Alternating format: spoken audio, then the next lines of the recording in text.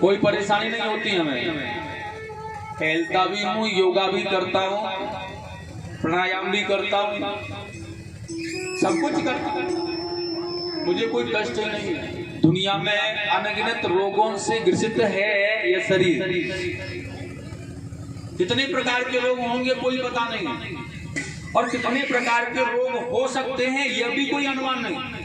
अनगिनत रोग जिनका कोई भी नया नाम जो जाना नहीं, पहचाना नहीं, जिसे कभी हमने जाना ही नहीं, कभी सोचा ही नहीं कि हो सकता है, ऐसे अनगिनत रोगों से ग्रसित जो शरीर है हमारा, इसमें से कभी कुछ भी निकल सकता है। इस कष्टमय शरीर को, जिसे कष्ट मिल रहा है रोगों के द्वारा, जो दुखी हो रहा है हमारा शरीर रोगों के द्वारा, परेशानी हो रही है, नित्य प्रतिदिन बेचारा न जाने कहां कहां भाग रहा है। शरीर को जो कष्ट मिल रहा है उसकी वेदना कैसे भी ठीक हुई है। दैहिक ताप अपने द्वारा मिलना, स्वयं शरीर के द्वारा मिलने वाला कष्ट। और दैविक ताप माने देवताओं का दिया हुआ प्रकोप। दैविक आपत्तियां जो पड़ती हैं, समय के आधार से कोई कार्य नहीं हो पा रहा है, समय के आधार से प्रकृति भी नियम बदल रही है, ध्यान रखना है। पहले का जमाना होता था समय पर बारिश होना, समय पर जाड़ा पड़ना, समय पर गर्मी पड़ना, लेकिन अब हो सकता है कि बारिश कब हो जाए और गर्मी कब पड़ जाए, ऐसा नहीं। इसलिए प्रकृति में दैविक देवताओं का प्रकोप। महाराज जी हवन तो कर लो, लेकिन 5 आहुतियों में ही काम निकाल दो। अब देवताओं के लिए पूर्णतः भोजन नहीं दिया जाएगा। अगर हम 10 दिन भोजन नहीं करें तो क्या हालत होगी हमारी। ऐसे अगर देवताओं के लिए जब तक भोजन नहीं मिलेगा इनका शरीर स्वस्थ नहीं हो पाएगा, या शरीर स्वस्थ नहीं होगा तो भजन कैसे करेंगे। भजन नहीं करेंगे तो विवेक कैसे बना रहेगा इनका, और विवेक नहीं बनेगा तो फिर बुद्धि का संतुलन बिगड़ जाएगा। इसलिए कभी भी गर्मी, कभी भी वर्षा, कभी भी जाड़ा हो सकता है। इसलिए उसके लिए, उस संतुलन को बनाने के लिए विवेक की प्राप्ति करनी है, जितेंद्रिय होना आवश्यकता है। जब तक जितेंद्रिय नहीं होंगे, विवेक नहीं मिलेगा, तब तक कुछ नहीं हो सकता। इसलिए यज्ञ करना छोड़ दिया, हवन करना नहीं चाहते, पूजा पाठ करना नहीं चाहते। दैविक प्रकोप फिर भी ठाकुर जी के सामने जाकर के कह दिया है, भगवान इतना कुछ करने के बाद भी अगर मेरे लड़के की, मेरे पुत्र की नौकरी लग जाती है तो भागवत कथा करा लूंगा और यज्ञ कराऊंगा तुम्हारा। लेकिन बेटा नौकरी लग गया, शादी भी हो गई, लेकिन ठाकुर जी का ख्याल नहीं आया है। जो कहा था कि कथा कराऊंगा, यज्ञ कराऊंगा, सभी कुटुंब परिवार को मिलाकर के एकजुट होकर के भगवान की कथा सुनूंगा, यज्ञ करूंगा, उसका ख्याल नहीं आया। जब ख्याल नहीं आया तो फिर क्या होगा। जब स्मरण नहीं रहा, ध्यान नहीं रहा, संकल्प कर दिया फिर भी ध्यान नहीं, तो दैविक प्रकोप होता है। वो देवता है ना, छोड़ता नहीं है। वो दैविक प्रकोप जब होता है ना तो फिर दुनिया में भटकता है और भागता है। फिर याद आती है कि हाँ मैंने कहा था जब नाती होगा तो मैं मुंडन कराने वैष्णो देवी जाऊंगा, लेकिन हो जाए कैसे भी। अब याद आ गया जब दैविक प्रकोप हुआ।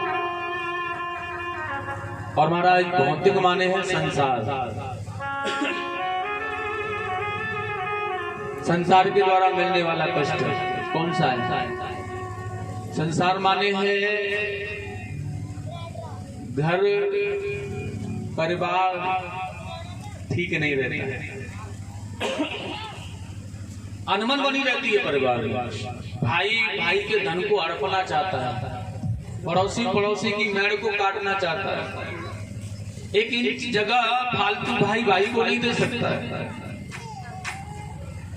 अगर किसी की दीवार लग रही है और 1-2 अंगुल जमीन दे करके उसकी सूदी हो जाए ना तो नहीं, टेढ़ी ही लगा लेकिन सूदी नहीं होने देंगे।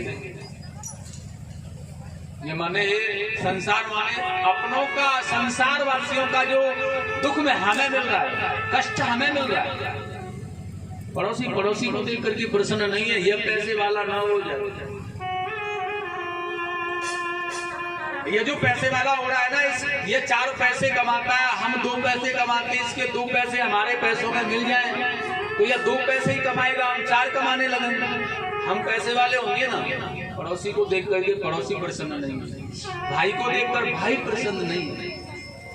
ऐसी आपत्ति काल, ऐसे दुख हैं जो हमें मिल रहे हैं संसार में, इन्हें कहते हैं भौतिक। लेकिन कितनी सुंदर बात कही है, देखिए दुनिया में कोई भी दुख, कोई भी ताप, कोई भी संकट, तापत्रय विनाशाय श्री कृष्णाय वयं नमः।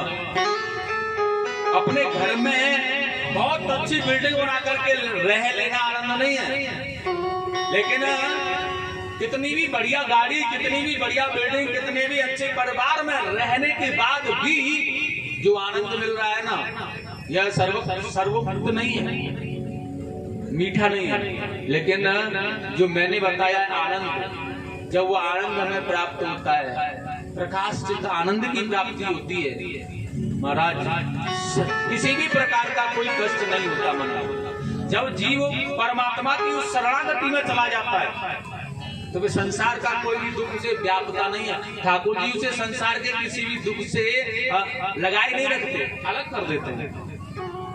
कि भगवान कहते हैं तू मेरा भक्त है भैया, और तेरे लिए संसार का दुख भोग है, इसलिए उसे मैं सहन कर लूंगा, लेकिन तुझे नहीं करने दूंगा। लेकिन तू बनकर दिखा मेरा, तू एक बार बन जाए, बड़ी सुंदर बात है।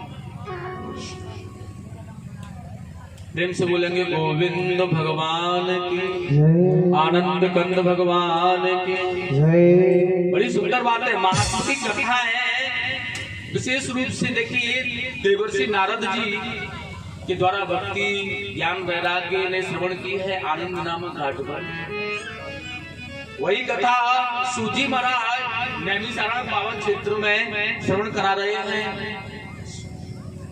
बड़ा सुंदर भाव से सौनकादिक ऋषियों को, यह पावन क्षेत्र है, बड़े सुंदर वृक्ष है, यहाँ ऋषि गणों का समूह है, नैमिषारण्य पावन तीर्थ। और देखिएगा इस जगह पर अनेक प्रकार के ऋषिगण बैठे हुए हैं। अगर ऋषियों की बात की जाए, उनकी उम्र की बात की जाए तो लाखों करोड़ों वर्ष की उम्र वाले ऋषिगण हैं यहाँ। भगवान की हरि चर्चा होती है, सत्संग होता है। आज कोई प्रसंग कहता है तो कल दूसरा कोई प्रसंग होता है। हरि अनंत, हरि कथा अनंत, इतनी प्रकार की भगवान की कथाओं का आनंदमय भाव 88,000 ऋषि गणों ने मिलकर के यहाँ ब्रह्मसूत्र किया। आज के जमाने में 4 संत एक तख्त पर बैठा दिए जाए ना तो बैठ नहीं सकते, पूरी कथा को बड़े आराम से बैठ करके नहीं सुन सकते हो। एक तख्त पर आसन लगा दिया जाए और चारों को बिठा दिया जाए ना तो बैठ नहीं पाएंगे, कथा सुन नहीं पाएंगे। और शायद है कि 4 घंटे की कथा सुनते सुनते उनमें चिमटा मारना बच जाए। कहाँ का है तू, तेरी संप्रदा क्या है, तेरा प्रेम पद क्या है, तेरा गुरु पद क्या है, कौन है तू, कहाँ से आया है, संप्रदा का है, आपस में तकरार। कथा तो भूल जाएंगे सुनना, और मुझे लगता है कि वो तो स्वयं भूलेंगे, व्यास जी की कथा कहना भूल जाएंगे, और सुनो श्रोता भी शायद सुनना भूल जाए। अरे एक तख्त पर 4 संत आज के जमाने में बैठा दी। लेकिन यहाँ बता रही है श्रीमद् भागवत जी, 88,000 ऋषि गणों ने एक साथ मिलकर के ब्रह्मसूत्र किया है नैमिषारण्य पावन तीर्थ में। लेकिन यहाँ कोई किसी से विषमता नहीं रखता, सभी हरि स्मरण करते हैं, हरि कीर्तन करते हैं। जो भी भगवान की कथा कहने लग जाता है बड़े प्यार से शांति पूर्वक सुनते हैं। एक बात और बताइए, 88,000 ऋषि गणों की जहाँ भीड़ हो, अगर यह माइक बंद हो जाए और आप जो हल्ला मचाने लगे तो मैं 10, 20, 40 लोगों में कथा नहीं कह पाऊंगा।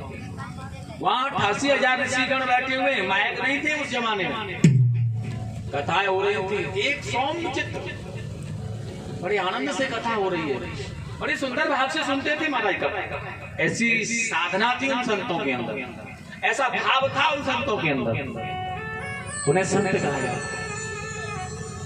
और महर्षियों ने बड़े सोच समझ के कहा था महाराज जो हमारी पद्धति बनाई है ना, संत मिलन को चालिए तज माया अभिमान, ज्यों ज्यों पग आगे रखे कोटिन यज्ञ समा। वाकई में बिल्कुल सही कथन। लेकिन ढूंढकर कहाँ लाए, कहाँ से आए, कहाँ मिलेंगे वो संत, कहाँ ढूंढे? किसी देवालय पर अगर हम कहें महाराज जी यहाँ रोक करके रह लो, कुछ दिन सेवा कर लो ठाकुर जी की, तो वो कहते महाराज जमीन कितनी लग रही है, आमदनी कितनी है, ठाकुर जी पर चढ़ावा कितना आ जाता है, या कमेटी वाले महीने में कितना पेमेंट कर देंगे, कितनी दक्षिणा दे देंगे, क्या कर रहे हैं?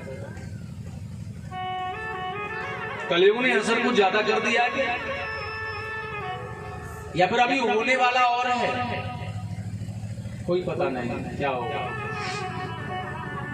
और देखिएगा यहाँ ऋषिगण बैठे हुए, बड़ी सुंदर बात, बड़ा पावन सूत जी महाराज यहाँ पर आए हैं इन संतों के बीच, पावन सूत। और जब आदरणीय सूत जी महाराज आए, ऋषि गणों ने खड़े होकर के उनका सम्मान किया। छोटी सी अवस्था, 16 वर्ष की आयु वाले हैं, तरुण अवस्था है, बड़ा सुंदर स्वरूप है इनका। और जैसे ही आकर के यहाँ पर आ रहे, सभी ने खड़े होकर के सम्मान किया है। ये संतों की सभा का भाव है। वहाँ छोटा और बड़ा की तुलना है ना, वो उम्र से नहीं होती है, वो ज्ञान से होती है। और जब सूत जी को देखा है, लाखों वर्ष की उम्र वाले संत जन नीचे जो बैठे थे, उस बालक को देख करके खड़े होकर के उनका सम्मान करने लगे, स्वागत करने लगे, हाथ जोड़ करके निवेदन करने लगे। और बड़े सुंदर, अपने से कुछ ऊंचे स्थान पर, कुछ अच्छे स्थान पर उन ऋषियों ने उनको बिठाला। सूत जी महाराज बड़े हाथ जोड़ करके प्रश्न किया उन्होंने, आज सूताख्यहं कथा सारमं कर्ण रसायन। हे गुरुदेव, भक्ति ज्ञान विरागाप्तो विवेको वर्धते महा। ऋषियों में श्रेष्ठ सूत जी महाराज को ऋषि गणों ने बड़ा अनुवादन किया है। लेकिन सूत जी महाराज ने भी बड़ा सुंदर कहा है, प्रभु आप तो श्रेष्ठ हैं, आप उम्र में हमसे बड़े हैं और आप इस छोटे से बालक का इतना बड़ा सम्मान कर रहे हैं। लेकिन ऋषियों ने कहा है, जो हमें भगवान की चर्चा और भगवान की कथा सुनाने में सामर्थ्य है वो बड़ा है, और जो हमें भगवान की कथा सुना करके हमारे हृदय रूपी भाव को आनंदमय कर रहा है, उसमें आनंद भर रहा है, आनंद की अनुभूति प्राप्त करा रहा है, वो बड़ा है। उसे झुकने में, उसे प्रणाम करने में कोई आपत्ति नहीं है, उसे दंडवत करने में कोई भी आपत्ति नहीं है। और इसलिए हम जानते हैं कि आप सर्वस्व हमारे प्रभु की कथाएं हमें सुनाओगे निश्चित। और हे भगवान, आपको हमें ऐसी कथाएं सुनानी है जिसमें भक्ति ज्ञान विरागाप्तो विवेको वर्धते महा। माया मोह निराश वैष्णवे कृते कथम। हमारे कानों के लिए जो अमृत के समान सार हो, हमारे प्रति कहने में आप देर न करें। और जो माया को, मोह को मिटा देने वाली हो संसार से, जो केवल आनंद ही आनंद प्राप्त कराने वाली हो, ऐसी कथा आप हमें बताने का प्रयास करें, जो संसार के भय को दूर कर दे, जो संसार सागर से सारे दुखों का निवारण कर दे, ऐसी कथा आप हमें सुनाएं। बड़ा सुंदर भाव है। सूत जी महाराज ने देखा है ऋषियों का ऐसा भाव, बड़े पावन भाव से कहने लगे, ऋषि गणों ध्यान से सुनो। एक बार की बात है, गंगा के किनारे, गंगा के तट पर श्री सुखदेव जी महाराज बैठे हुए थे और राजा परीक्षित को कथा सुनाना चाहते थे। लेकिन उसी समय देवता लोगों ने आकर के आदरणीय सुखदेव जी से कहा, हे मुनिवर, यह राजा परीक्षित को तक्षक सर्प के भय के कारण कथा आप सुना रहे हैं, इसे तक्षक सर्प का भय है। आप एक काम कीजिएगा, यह कथा हमें सुना दो, और ये अमृत हम लेकर के आए हैं, ये अमृत परीक्षित को पिला दो। और जब ये अमृत पी लेगा तो अमर हो जाएगा, ये तक्षक सर्प का भय निकल जाएगा ना।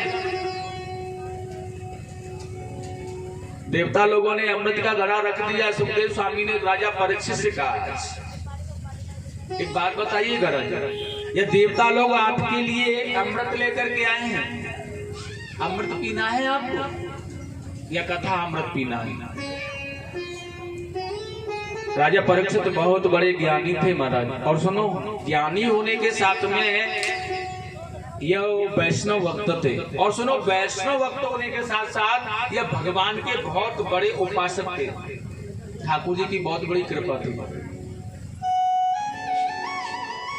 इसलिए सोच करके कहा, मुझे भगवान या कथा अमृत पान करने से क्या मिलेगा, और ये देवताओं का घट्ट अमृत पान करने से क्या मिलेगा, इन दोनों में फर्क क्या है बताएं आप। बड़ा सुंदर कहा है सुखदेव स्वामी। सुखदेव जी महाराज ने बड़ा सुंदर कहा है, राजन ये देवताओं का घट अमृत अगर तुम पी लोगे तो अमर हो जाओगे।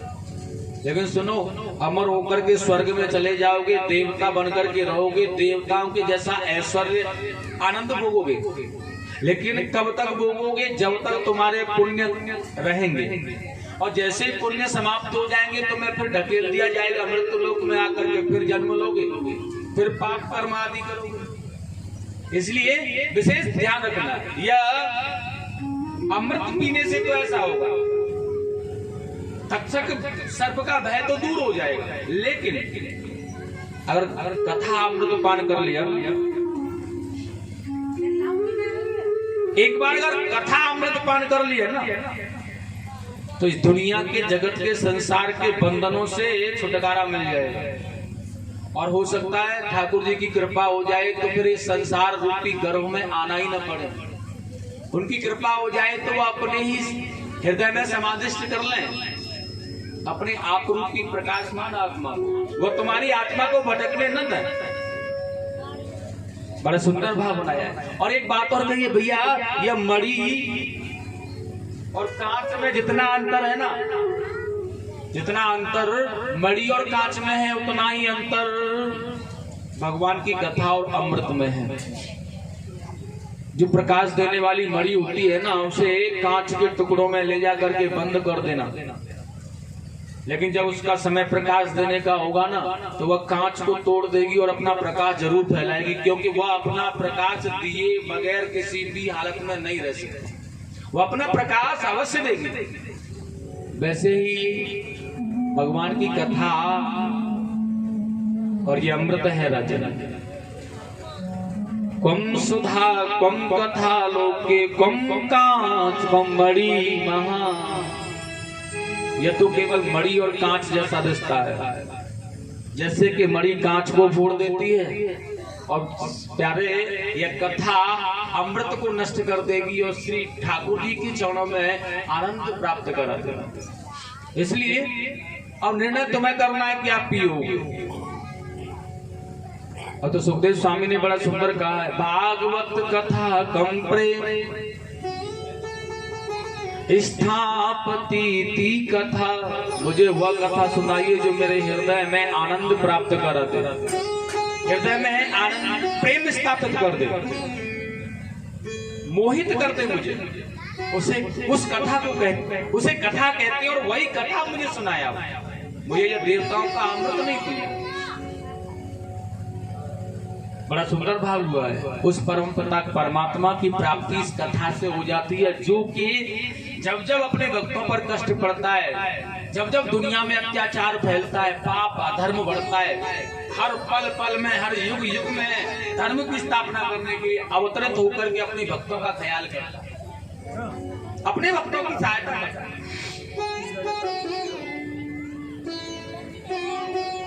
जब जब होए धर्म की हानि, बढ़हि असुर अधम अभिमान।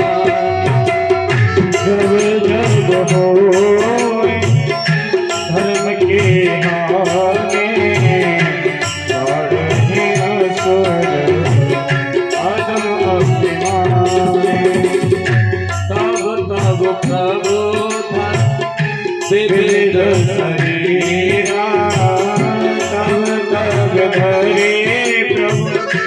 विविध शरीरा और है कृपा मेरे सजन मेरा और है कृपा मेरे सजन मेरा श्री राम जय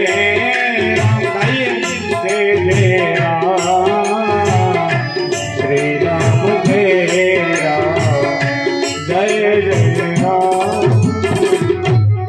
बड़ा सुंदर उस परम पिता परमात्मा की प्राप्ति जो विविध माने नाना प्रकार का, कभी मनुष्य रूप धारण करके आते हैं तो कभी विविध माने मृत्सु बन के आते हैं, नरसिंह बन के आते हैं, कच्छप बन के आते हैं, आदि बन करके, लेकिन धर्म की स्थापना करते हैं, पापियों का विनाश करते हैं, उस परम पिता की शरणागति प्राप्त करते। ठाकुर जी बड़ा सुंदर है। परीक्षित जी महाराज ने सुखदेव स्वामी से कह दिया है, आप मना कर दो इन देवताओं से कि मुझे अमृत नहीं पीना, मैं आपके मुखार बिंद से झरने वाला अमृत पीऊंगा। और बड़ी सुंदर भाव के साथ में देखिए सुखदेव जी महाराज ने देवताओं को मना किया। देवता बड़े हताश हुए हैं इस बात को सुनकर के कि मृत्यु लोक में रहने वाला जीव, रहने वाला प्राणी, कमाल की बात है कि जो देवता अमृत पाना, जिन देवताओं के पास अमृत है, जो स्वर्ग में रहते हैं, उन देवताओं के अमृत को ठुकरा दिया। मृत्यु लोक में रहने वाला जीव संभव है क्या? अब तो ये ब्रह्मा जी के पास में जाकर के कहने लगे, ब्रह्मा जी ने देखा भागवत कथा के लिए राजा परीक्षित ने अमृत को ठुकरा दिया, इसका मतलब ये कैसा ऐसा वेद है, ये कैसा ऐसा भाव है। अब तो ये ब्रह्मा जी के ने मोह हुआ है, एक पड़ले में सारे सदग्रंथों को रख दिया, एक पड़ले में श्रीमद् भागवत जी को रख दिया, लेकिन भागवत जी का वो पड़ला है ना भारी रहा, वो सारे सदग्रंथ आती है ना वो ऊपर के ऊपर टंगे रहे, लेकिन भागवत जी का पड़ला नीचे ही रहा, क्योंकि ये कृष्ण रूपायन है, साक्षात कृष्ण मूर्ति है भागवत, साक्षात गोविंद के स्वशरीर का दर्शन कराना है भागवत। जिसने अगर इसे श्रवण कर लिया उसके हृदय में गोविंद का विराजमान हो जाना संभव है। अगर मन से अवश्य भगवान के पैर के नाखून से सर के मोर पंख के सुंदर छवि तक का दर्शन हृदय में करा देना है श्रीमद् भागवत। देवताओं के मोह को नष्ट किया गोविंद ने। और फिर दूसरी बात यह है, भगवान कहाँ कब किसको बड़ा बनाते हैं, कब किसे छोटा बनाते हैं, उनकी माया को कोई पा नहीं सकता है। अद्भुत खेल है उनके, अद्भुत माया है उनकी। कैसी सुंदर माया ब्रज में की है उन्होंने। ब्रह्मा जी को चक्कर में डाल दिया, इंद्रादि देवताओं को चक्कर में डाल दिया, कैसे कैसे दैत्यों को चक्कर में डाला, इनकी माया को कोई समझ ही नहीं पाया। भाव कभी वह बछड़े बन करके गायों का दूध पी रहे होते हैं, तो कभी सारे ग्वाल बाल बन करके अपनी ग्वालिनी माताओं का दूध पान कर रहे होते हैं। जगत के प्रत्येक जीव का ऐसा अद्भुत खेल है। जो ब्रह्म है, जो परमात्मा ऐसा कर सकता है क्या? ऐसा खेल हो सकता है, इसलिए अद्भुत कृपा। और पावन सुंदर भाव है। स्वामी सुखदेव जी महाराज ने कथा राजा परीक्षित को श्रवण कर रहे हैं, और यहाँ पर सूजी महाराज बड़ा सुंदर कह रहे हैं, वही कथा मैं तुम्हें सुनाना चाहता हूँ। लेकिन बीच में ही प्रश्न किया ऋषियों ने, गुरुदेव एक बात का ख्याल रखना है आपको। क्या? उन्होंने कहा है विशेष ध्यान रखना है आपको कि ये जीवन है ना हमारा बहुत छोटा है। इस जीवन में भगवान की कथा सुनने के लिए उम्र है ना ये बहुत कम मिली है। और भगवान की कथा कितनी है पता है? कितनी बड़ी है। ठाकुर जी की कथा माने सुमेरु पर्वत के समान हो, और मानव का जीवन जैसे एक बालू के कण के समान हो। अब सुनो, लेकिन एक बात और, एक शर्त और रखी है, सुमेरु के पर्वत रूपी कथाओं को बालू के कण रूपी जीवन में भरना होगा आपको। अब कैसे भरेंगे आप? यह आपकी कृपा है, आपका ज्ञान है, आपकी चतुरता है, कैसे करेंगे वो आप जाने। लेकिन जीवन छोटा है, इसलिए वही कथा हमें श्रवण कराने की कोशिश करें, जो हमारे जीवन में आनंद देने वाली है, जो हमें भगवान के प्रति जोड़ने वाली है, जो हमें ठाकुर जी से अलग नहीं करती है। ऐसी कथा सुनाया। तो जी महाराज ने कहा है राजा परीक्षित को 7 दिन कथा सुनाई थी सुखदेव स्वामी ने और मुक्ति प्रदान कर दी। वो कथा मैं तुम्हें सुनाना चाहता हूँ, लेकिन एक बात तो यह नैमी सारण में पावन तीर्थ में सूत की कथा सुना रहे हैं सोनकादिक ऋषियों को। बड़ा सुंदर प्रसंग आता है। एक बार की बात है, नारद जी काशी प्रयाग पुष्कर आदि तीर्थों का भ्रमण करते करते श्री धाम वृंदावन में पधारे। और देखिए जब श्री धाम वृंदावन में यह पधारे तो मन को कुछ आनंद प्राप्त हुआ है। वाकई में ये वृंदावन तो वृंदावन है, प्रलय होती है वृंदावन की प्रलय नहीं होती है। वो तो भगवान का श्री हृदय रूप स्थल है। और जैसे यमुना में स्नान करके यमुना के किनारे किनारे जा रहे थे, आज एक युवती ने इन्हें आवाज लगाई है।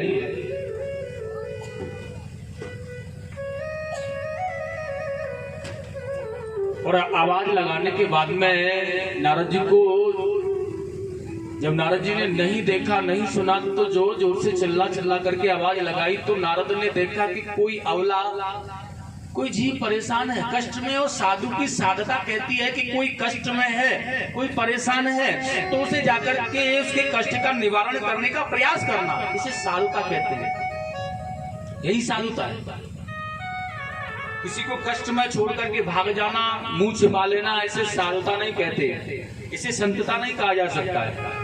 और नारद जी ने देखा है मैं साधु हूं, और साधु का मतलब है साधु का को किसी कष्ट में होने पर उसके कष्ट का निवारण करना। इसलिए रुक करके उनके पास में आए और पास में आकर के पूछा, देवी क्या बात है बताइए। उसने अपना बड़ा सुंदर परिचय दिया, कौन है आप? तो कहने लगी, महाराज मेरा नाम भक्ति है, मैं द्रविड़ देश में पैदा हुई, कर्नाटक गुजरात में आकर के बूढ़ी हो गई। मेरे ये 2 पुत्र हैं जो मेरे घुटनों पर सर रख करके लेटे हुए हैं, जो मरणासन स्थिति में हैं। इनका नाम है ज्ञान वैराग्य। और भगवान ये जो स्त्रियां यहाँ बैठी मेरी वेदना को सराहना कर रही हैं ना, मुझे समझाने का प्रयास कर रहे हैं। ये गंगा यमुना आदि तीर्थ नदियां हैं। नारद जी मैं वृंदावन में आकर के स्वयं जवान हो गई, लेकिन मेरे ये दोनों पुत्र ज्ञान और वैराग्य यथावत बूढ़े बने हुए हैं।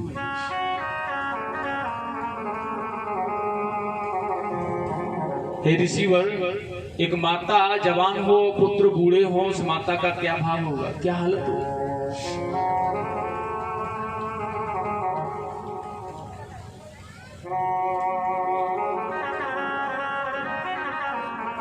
भक्ति ने नारद जी से बड़ा प्रयास किया, आप मेरे पुत्रों को स्वस्थ ठीक करने का प्रयास करें, स्वस्थ करने का प्रयास करें।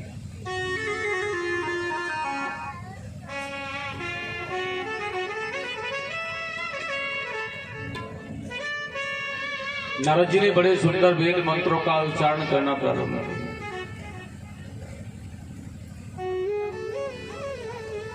गायत्री मंत्र, उपनिषद, वेद पाठ करना प्रारंभ किया।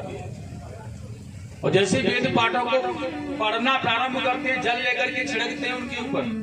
अब ये खड़े हो जाते हैं बेचारे, लेकिन जैसे ही उन मंत्रों का उच्चारण नारद जी बंद कर देते हैं तो गिर जाते हैं।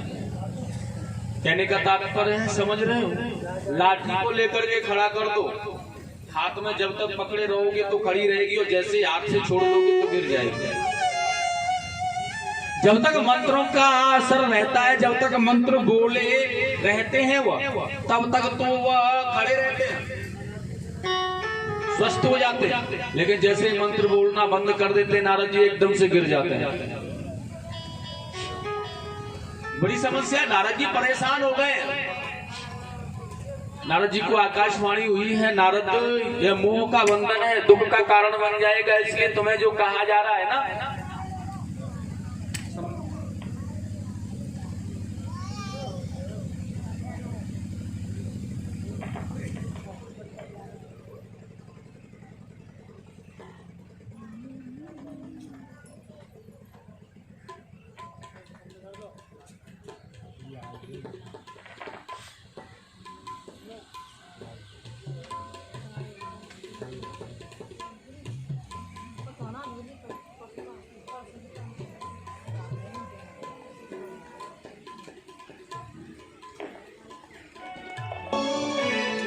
चिरंत बोलेंगे बांके बिहारी लाल की जय। नारद जी ने बड़ा सुंदर कहा। आकाशवाणी ने कहा नारद जी इन्हें सत्कर्म की परिभाषा का ज्ञान कराओ। नारद जी ने कहा भैया एक बात बताओ, यह सत्कर्म या वेद मंत्रों का उच्चारण किया, उपनिषद वेदों का पाठ किया, क्या यह सत्कर्म में नहीं है? आकाशवाणी ने कहा है नारद जी यह मोह का बंधन का कारण बन जाएगा। एक बार तुम भुगत चुके हो, दोबारा फिर परेशानी आ जाएगी, इसलिए कहा जा रहा है सत्कर्म की परिभाषा का ज्ञान कराओ। तो प्रयास करो कि क्या है, और इन्हें सत्कर्म की परिभाषा का ज्ञान करा दो, ये स्पष्ट हो जाएंगे। नारद जी बेचारे उदास मन को लेकर के यह सत्कर्म क्या होता है, कैसे होता है, कहाँ मिलेगा, कहाँ रहता है। अब नारद बाबा बेचारे खिले हुए कमल की भांति रहने वाले नारद जी का मन सुकुड़ गए, परेशान होने लगे। ये परेशान होते होते बद्री नारायण धाम में अपने भाई सनत कुमारों के पास में पहुंच जाते हैं। और छोटा भाई परेशान है, बड़े भाई ने देखा, नारद जी को पूछा क्या बात है। नारद जी ने कहा भैया आप मुझे यह बताओ यह सत्कर्म क्या होता है।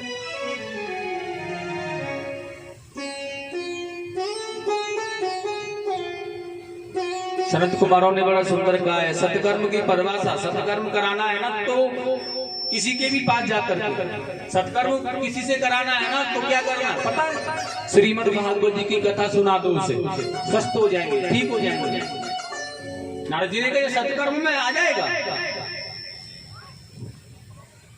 सनत कुमारों ने कहा हाँ भैया कहा ना कि श्रीमद् भागवत की कथा सुना दो स्वस्थ हो जाएंगे, ठीक हो जाएंगे।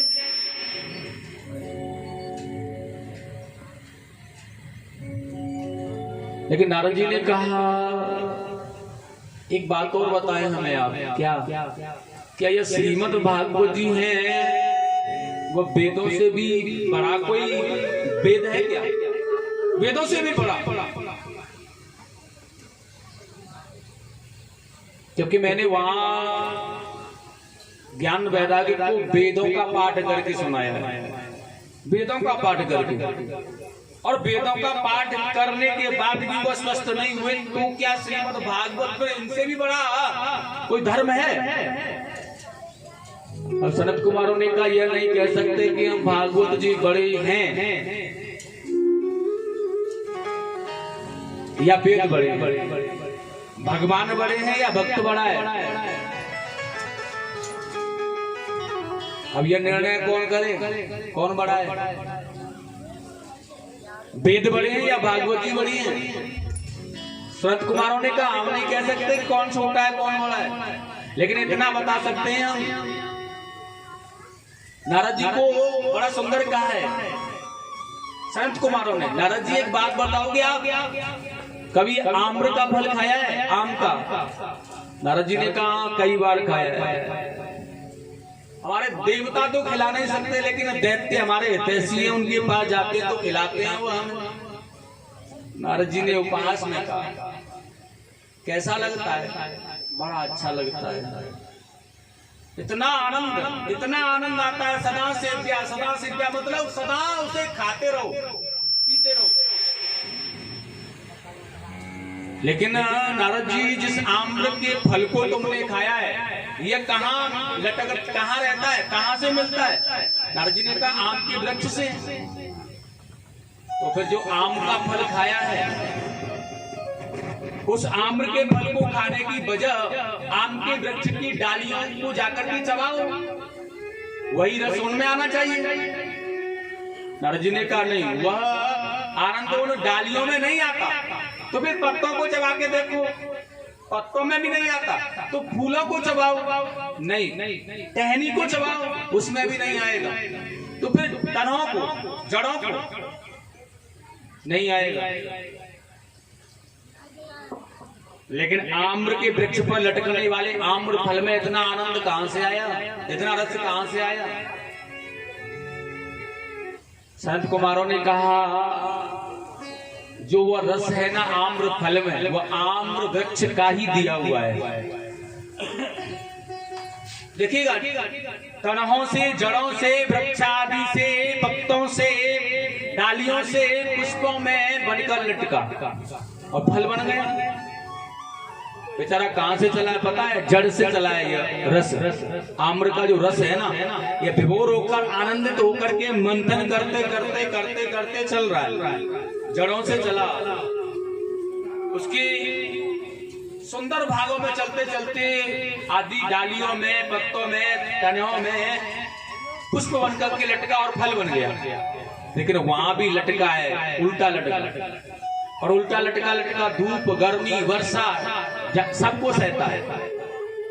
और सहते सहते सहते सहते मंथन करते करते लटका लटका लटका लटका जब उसके जीवन का मंथन चलता रहता है ना, तो मंथन के कारण उसके अंदर का जो भाव है ना, जो विषैला भाव है, वो निकल गया। जैसे कि भजन करते करते करते करते साधक साधना रूपी हो गया, परमात्मा में हो गया। ऐसे ही उसका जो कड़वा भाव था, जो विष रूपी भाव था, कड़वा था, वह मंथन के द्वारा भजन करते करते करते करते निकल गया और वह स्वादिष्ट पक करके मीठा हो गया, निकल गया। अब कोई आदमी बहुत गाली देता था, गाली देता था, गाली देता था, सदगुरु की कृपा हुई, मंत्र दे दिया, सत्संग मिल गया, भजन करने लगा, और उसके अंदर जो गाली या देने वाला भाव, कुभाव जो भरा था, वो वैराग्य में बदल गया, माने पक करके आम्र फल बन गया, आनंद मीठा हो गया, और उसे छोड़ने का मन नहीं करता। ऐसे ही सनत कुमारों ने कहा, नारद, जैसे कि आम के वृक्ष पर आम्र फल लगता है और वो मंथन के द्वारा मीठा और पक जाता है ना, वैसे ही ठीक उसी प्रकार यह जो भागवत है ना, वेदों का आम्र फल है, वेदों का आम्र फल, यह सदग्रंथों का, वेदों का समूह आम्र फल है जो पका हुआ है, जो कि उनमें से ढूंढ करके मंथन के द्वारा निकाला गया है। उनके अंदर से मंथन करते करते करते करते करते करते से निकाल करके पकाया गया है, यह वही आम्र फल है। इसलिए अगर इसे एक बार पान कर लोगे ना, तो जीवन से वैराग्य मिल जाएगा, निकल जाओगे, संसार का कोई भी दुख नहीं व्यापेगा। यह बिल्कुल सही। नारद जी ने कहा, तो फिर एक काम करो, हमें आपके जैसा वक्ता कहाँ मिलेगा, आप चल करके सुना दो भागवत। सनत कुमारों ने कहा, सुनो, ये बहुत ऊंचाई पर हैं हम वृंदावन से, इसलिए वृंदावन तो नहीं जा सकते और जाने में समय भी लगेगा। लेकिन ऐसा करते हैं, आप जाकर के नारद जी ज्ञान भक्ति वैराग्य को बताओ और उन्हें आगे बढ़ा करके लाओ। हम नीचे उतर के आए हैं तो एक बहुत अच्छा सा बीच का केंद्र है जो हमारी समझ में आता है। ऋषियों की तप स्थल भूमि है हरिद्वार। और सुनो नारद, हरिद्वार में एक आनंद नामक घाट बना हुआ है, वह ऋषियों का आनंदमय क्षेत्र है, पका हुआ तपस्या करना। और सुनो नारद जी, वहाँ एक बहुत बड़ा वट वृक्ष का चबूतरा है जिस पर व्यास मंच बन जाएगा और वहीं कथा होगी। ऋषिगण गंगा में स्नान करेंगे, गंगा का अमृतमय जल पिएंगे और वहीं कथा सुनेंगे, बड़ा आनंद आएगा। इसलिए जाकर के लोग नारद जी गए, वृंदावन से ज्ञान भक्ति वैराग्य को ले आए। आनंद नामक घाट पर कथा हो रही है। शरद कुमार वक्ता है, श्रेष्ठ वक्ता। और एक बात ध्यान रखिएगा, यह कथा सुनने के लिए देवता गण भी अपने अपनी देवियों के साथ ब्राह्मणों के वेश में यहाँ गए।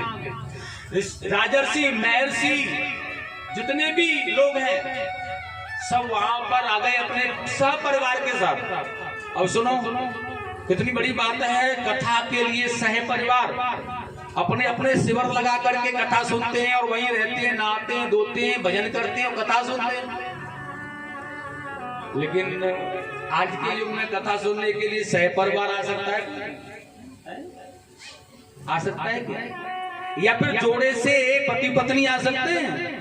अगर पति देव जा रहे हो, पत्नी कहें हमें भी ले चलो कथा सुनाने के लिए, पता है क्या कहेंगे? रहने दे, सुन ली तूने कथा, घर पर ही कथा सुन लिया कर। और सुन, मैं कथा सुनकर थोड़ा लेट भी हो सकता हूँ, लेकिन भैंसों को अच्छी तरह से सानी दे करके हरा डाल देना और काट देना, दूध दिया आ जाए तो दूध दे देना उसे। लेकिन कथा सुनने के लिए देवी जी कह रही है ना, तो नहीं, दूर रहने दो। या ब्राह्मण लोग, भक्तजन, ऋषिगण, सह परिवार बच्चों के साथ में भगवान की कथा सुनने के लिए शिविर लगा करके रह रहे हैं, कथा सुनते हैं सह परिवार। देवादि आदि इंद्र भी यहाँ पर हैं, जो जब कीर्तन होता है ना तो मृदंग आदि बजाते हैं। देवंगनाएं बड़ा सुंदर नृत्य करती हैं। बड़ा सुंदर भगवान की कथा चल रही है, बड़ा आनंद आ रहा है साथियों। और कथा चलते चलते बड़ा सुंदर कीर्तन हुआ है। ज्ञान वैराग्य पुष्ट होकर के खड़े हो गए, जवानी लौट आई, जवान हो गए। भक्ति महारानी आनंदमय नृत्य करने लगी, ज्ञान वैराग्य पुष्ट हो गए। बहुत ही सुंदर भाव, बहुत अच्छी कृपा। और देखिए बड़ा सुंदर सा और प्यारा सा कीर्तन हुआ यहाँ। आप सभी लोग बड़े प्यार से, बड़े आनंद सुंदरमय कीर्तन का भाग लें। भगवान विष्णु यहाँ पर पधार अर्पण कर रहे हैं, इस सुंदरमय कीर्तन को श्रवण करके पधार रहे हैं। कैसे आएंगे वो, कैसे पधारेंगे भगवान, कैसे आए? जहाँ सत्संग हो, आनंद हो, कीर्तन हो उनका, वहीं तो भगवान आ सकते। प्रेम से बोलेंगे गोविंद भगवान। आने से इसमें बदले विचार, सुनने से इसके होवे उद्धार। अमर कहानी है श्री भागवत जी।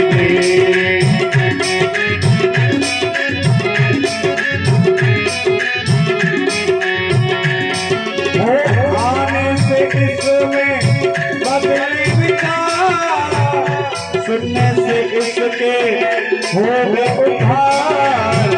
अमर कहानी है श्री भागवत जी। अमर कहानी है। जय हो।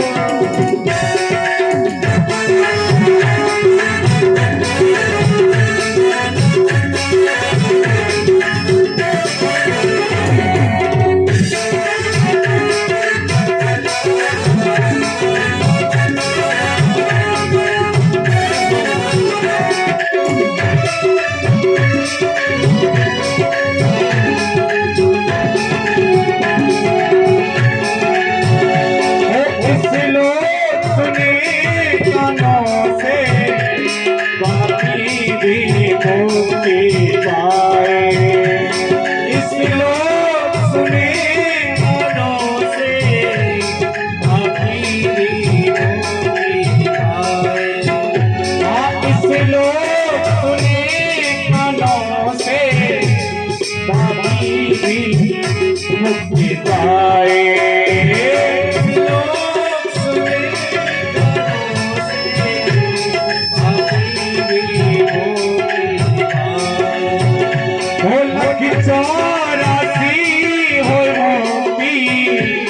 भवसागर से तर जाए, लख 84 होए मोती, भवसागर से तर जाए। सुन लेना मेरा कहना, सुन लेना मेरा कहना, बात पुरानी है भागवत में अमर कहानी है। भागवत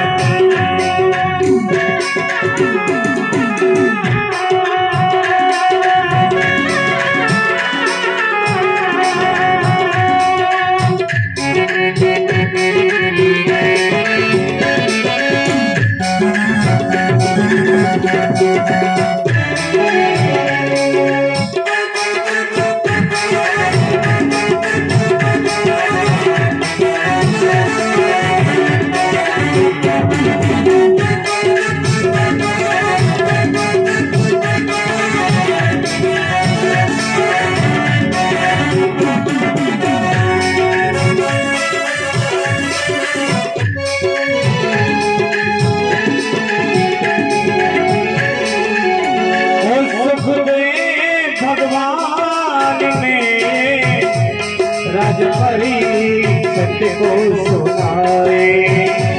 सुखदेव भगवान ने दान परिषद को सुनाए। जब सुनी ब्रह्मा से ऋषि नारद के मन को आए। जब सुनी ब्रह्मा से ऋषि नारद के मन को आए। तो कर लो सुमिरन होवे दर्शन, कर लो सुमिरन होवे दर्शन। बात पुरानी है श्री भागवत में, इसी के बारे है श्री भागवत में।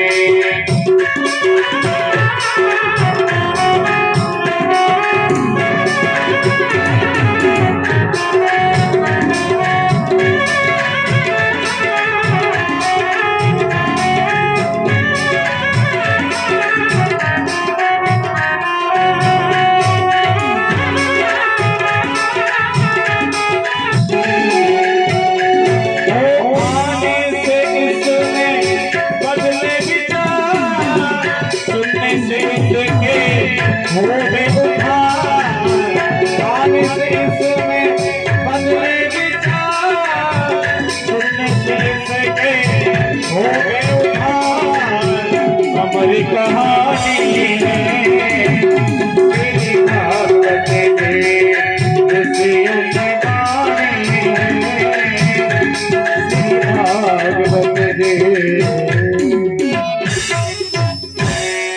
श्रीमद् भागवत महापुराण की वृंदावन बिहारी लाल की जय हो। जय जय श्री राधे श्याम। बड़ा सुंदर भगवान की कथा जहां भी हो रही हो, जहां भी चल रही हो, वहां होकर निकल करके जा रहे हो, अगर 10 मिनट बैठ जाए बड़ा सुंदर विचार, न जाने क्या मिल जाए। शायद जीवन का कौन सा भाग हमारा बदल जाए उसे सुन करके। इसलिए जहां भी भगवान की कथा हो रही है, कितने भी जल्दी में, लेकिन 5 मिनट 10 मिनट तो सुन के ही जाओ, क्योंकि उस कथा से न जाने क्या मिल जाए, क्या मन बदल जाए, क्या आनंद मिल जाए।